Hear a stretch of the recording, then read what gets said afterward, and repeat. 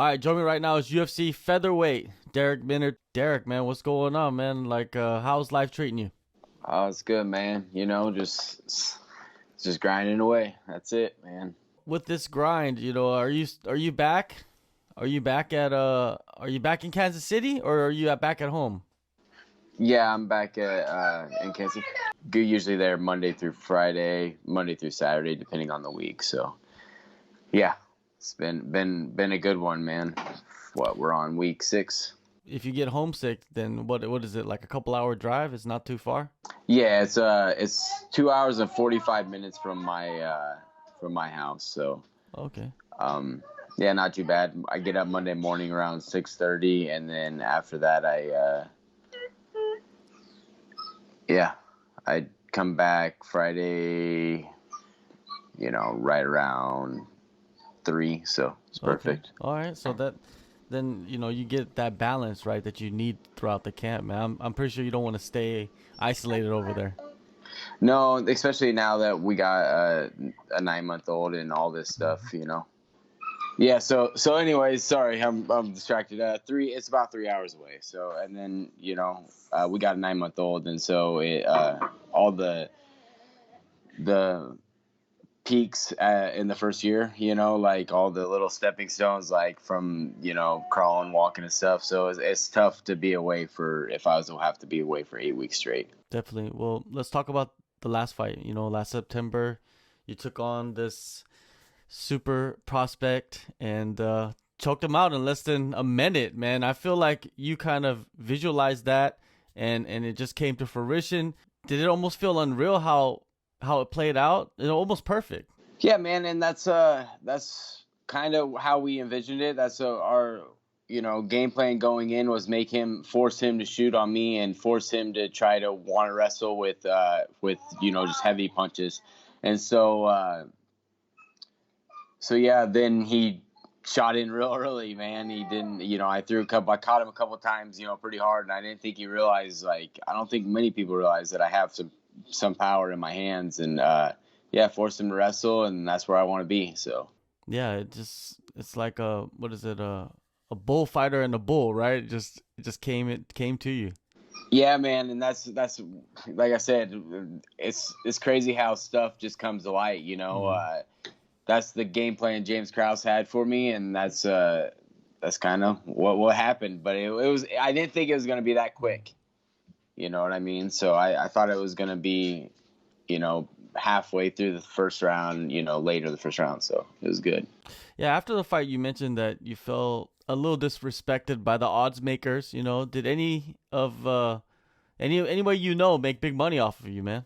Yeah, man, I had a couple of buddies put some pretty, I think a couple of them won like 7K and stuff. Then I was having random people sending me, pictures of them winning like 17-1 odds, putting like 1,000 on it, won 17 grand. You know what I'm saying? So, yeah, it's pretty crazy. Yeah, I think that's a side of the sport that's unique. You know what I mean? That fans have that direct contact to you to where they're sending you pictures of their bets. Yeah, man, and it's just crazy to me, I get it that I was the underdog with all the hype that he was coming in, but like people were getting 17-1 odds in the first round for a submission. Like, are you kidding me? I have 23 first round submissions under my belt. So I was pretty happy with that. I felt disrespected just because like people don't understand the grind that we go through outside the UFC, especially guys like me. Like I've been at the top of like the minor leagues for so long, you know what I mean? Like, and longer than, TJ's even been fighting. So it's just crazy. So you're spending the whole week at Glory MMA for this upcoming fight. How is this camp different from the last one you had? Well, the last one was 3 weeks long, and so it was 3 weeks long, and this one we have what? We had 8 weeks, 9 weeks, and so that's different in its own right because we didn't have to go guns a blazing right away. You know what I mean? Like last time, like he put me through the ringer to get in shape in 3 weeks. That was brutal. But now we're able. I came into camp in shape, everything, and Now we have a longer game plan. We're able to not force it down the throat, like let it come to us. And yeah, man. And now that all the guys are fighting soon too in this first quarter, like it's great. None of the guys down there had fights coming up, and so it's different having. I think he has 9 guys right in a row we have on the team that are fighting in the UFC back to back to back. So. Now with that, like you said, that short camp that you had in the first one, it could be grueling, it could be a grind, you know what I mean? And then you mentioned this camp, you go in there in shape. So is it more of like a free flowing feel throughout the couple of weeks? Yeah, man, it's just different. You coming in shape, you gradually can get in shape. You can gradually, for a couple weeks and all that stuff, and then you just keep killing it. You know what I mean? Like you just up everything, and it's just different. So. All right, now with James Krause, you have a coach that you're working with second straight camp. The relationship is growing. Can you describe the feeling of that? Yeah, man. I just think the first couple weeks of just being with a new coach is just different. We had to be right in with camp, and so it was just like it's different, man. It's just you're able to build your relationship more, and I've been with him now consistently, went down every week, and so like just being able to build that relationship on how we want to be, for me, like how I want to be coached, and for him, like what he wants as a fighter, it's just, it continues to grow with each day, each fight. And, yeah, so I'm starting to really realize what it means to have a coach, it's different. Who are the other coaches there that you work with? Jason Hyde coaches there, and then, Austin Ford coaches there. And yeah, man. James runs the majority of the MMA practices, so yeah. Is it mostly in classes with the other pros, or do you have like these separate sessions most of the time? No, I mean we have our team practices twice a day, and then then I have couple days where it's just one-on-ones with James and going over pad sessions and then game planning and all that stuff. Now, with your upcoming opponent, Charles Rosa, he has a decent all-around game, but it looks like his submission skills are up there. You're also a submission specialist. What is your breakdown of him? Man, he's just tough, man. The guy could take an ass whooping. It's been proven like he can go 3 rounds of just getting beat on and still be there, still be waiting around, still throwing punches and stuff. So he's tough. I know he's gonna be there. He's not gonna just go in there and quit. And it's yeah, he's a brawler. He stands and trades, or he's tough off his back. He's got decent jiu-jitsu. So.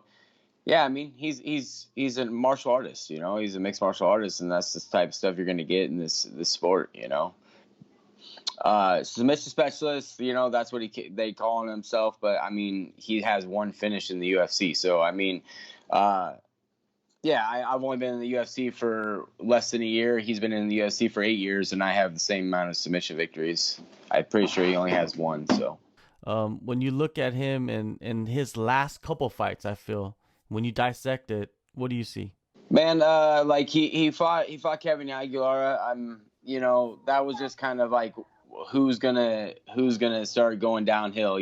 Like Kevin had like 3 losses in a row before he fought him, and they were bangers, man. They were trading. Then he had the loss to Bryce Mitchell, or Bryce just, walked in there and just mauled him, and that exposed him a little bit, and and it also proved that he's going to be around. He's not going to just, he was caught in a bunch of different submissions. He was caught in plenty of bad positions, but he definitely fought through them and kept going, and he took a pretty bad beating in that. And then Manny Bermudez, he got an armbar. It shows he has decent jiu-jitsu. We'll see. I feel like I'm better than all those guys, and I feel like I'm especially better on top. So we'll see. Do you think we could see a fight similar to the Bryce Mitchell fight, or do you see him trying to brawl with you and not really go to the ground? Because we've seen both sides of him. Yeah, but that's because he got put on his back. That's the only reason. Like he he gets put on his back. Bryce out wrestled him too, and he was taking shots from 20 foot away. So, yeah, I mean, I'm down for whatever he wants. Wherever the fight takes us. We're both all around. We claim ourselves as all around martial artists, and we can do everything. And people haven't really seen the side effects of my stand up. You know what I mean? Like, if you look at all my fights, like, I haven't really proven, and I'm 35, 36 pro fights in, and I still haven't proven that I can sit there and throw down, and I guarantee you I can. So we're about to find out real quick. How do you see it playing out, man? What is the perfect scenario for you in your first fight in 2021? I mean, perfect case scenario was, if that same September fight happens, and it happens, on February 20th. I mean, I walk in there, don't get touched. I was one of 6 fighters that didn't get touched in the octagon that last year, and and then get away with victory. But I don't see it happening like that. Fights are not like that, and it just doesn't happen like that very often, And so, perfect case scenario, I go in there and I execute game plan, whether it's for 1 round and get my way and get out of there, or it's for 3 rounds of complete domination. So a lot of fighters, they want to be challenged, right? When they get in there and they're like, yeah, I want to get into one of those, grueling 3-rounders. But for you, you'd rather go in there and finish that fight like 30 seconds in, right? Well, and that's with everybody. They can talk about how they want to go in there and they want to go 3 rounds of just getting fight of the night and getting their ass beat, and beating people's ass. They don't want that. They want to get in there. They want to throw 1 punch and they want to get out, no matter who you are. So, I mean, yeah, I want to get in there and get out quick as possible, and I don't waste no time. Now, what is the goals for this year? In a year, a perfect case scenario, I'll be 4-0. Maybe throw in a 5th fight, 5-0, whatever, if it's short notice. I like to compete, and I like to compete often. So I don't plan on having that change in the UFC. So, I'm pretty much down for whatever they throw me, and I don't say no to fights. So whatever they usually throw at me, I accept. So, yeah, hopefully by the end of 2021, I'm 4-0 and fighting, going on my top 15, top 10 opponents. Yeah, I feel like the UFC has no problem matching you up. You know what I mean? You'll probably fight anybody. Yeah, and and the cool thing with me is, like, I can fight the vets like Charles Rosa, or I can fight the newcomers like TJ Laramie, or the Grant Dawson's. I can fight all those guys that, they're all at different stages of their career, because I have so many fights. I have some losses on my record, but yeah, so I don't think they have no problem matching me up. If top 15 opponent pulls off, like, I feel like I'm okay to slide in there, especially after a win after Charles Rosa. If somebody falls off or whatever happens, I feel like I can be matched up with anybody in the division, and it won't look weird. Is there any names that you would like to face this year? I mean, perfect case scenario, I go beat Charles Rosa, and then they call me for like a Chase Hooper, keep going back and forth. Like, I'll take on the little vets, I'll take on the young guys, I'll do, whatever. But he has a hype behind him, somebody like that. I mean, I never look past. Somebody asked me today of, who I'm going to call out or whatever. And I don't ever look past February 20th and Charles Rosa. He's a task in himself. So I feel like fighters shouldn't reveal who they're going to call out before they call them out, right? It kind of spoils the surprise. Yeah, and I'm not a call out guy, man. I'm okay with getting offered a fight. Sean Shelby calls and we fight whoever. Like, I'm not going to pick my fights or ask for these fights. If something comes across that I like, then, I might say something on Twitter, but I don't go out and call people out just because I'll fight them all. So it is what it is. For sure. Well, you're going to fight one of them on February 20th in Las Vegas. Darrick, man, thank you so much for the time. Good luck to you, man, and all the best, man, for the rest of the year. Oh, thanks, brother. I appreciate you. Take a move.